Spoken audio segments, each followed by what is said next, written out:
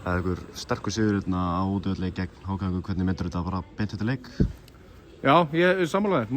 Bara mjög ánægður að koma hingað og sækja 3 stig. Þeir eru búin að vera mjög öflugir í síðustu leikjum og búin að vera erfiðir og við þurfum að hafa fyrir þessu. Og sem við vissum svo sem alveg og þannig ég er mjög ánægður að koma og sækja 3 stig. Komið heldur betur sterkir út eftir hálfleik. Hvað svona var farið yfir í hálfleik?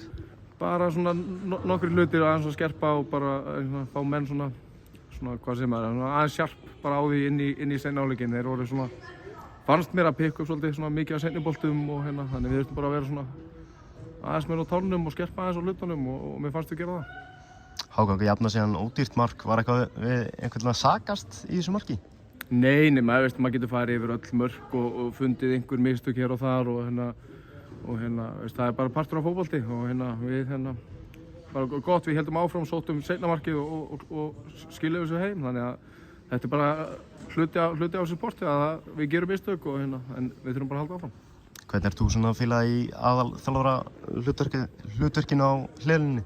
Já, eins og ég segi, ég er náttúrulega bara aðstoðarþjálfari þetta og hann var, í banni í síðustu 2 leikjum en við viljum auðvitað hafa hann með okkur á bekknum en við erum bara hrikalega sterkt teymi og ekkert bara við 2 heldur allt í kringum undan, þannig að þetta var bara skemmtileg lífsreynsla sem ég kannski bjóst ekki við að gera svona snemma en þetta er partur af þessu og mér fannst ég bara gera það þokkalega held ég.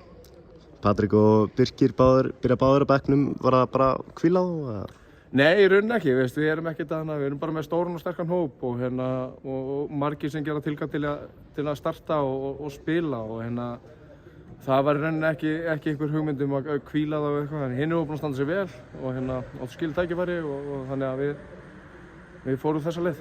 Gylfi Þór ekki í leikmannahópnum, er eitthvað, veistu hvenær þið fáið að vita meira meiðsli? Nei, í rauninni ekki, hann er bara meiddur og fór í einhverja myndatöku og það hefur bara komið ljós hvenær það verður klár, þannig ég svo sem veit ekki hvort það verður í næsta leik eða þarnæsta eða eftir 10 leiki, það verður bara komið ljós. Jason Daði, hann verður samningslaus eftir tímabili, hafið þið eitthvað heyrt í honum?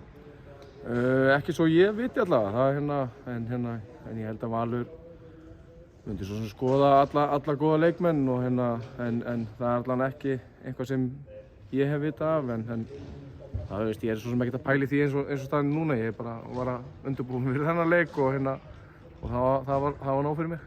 Takk hérlega. Takk.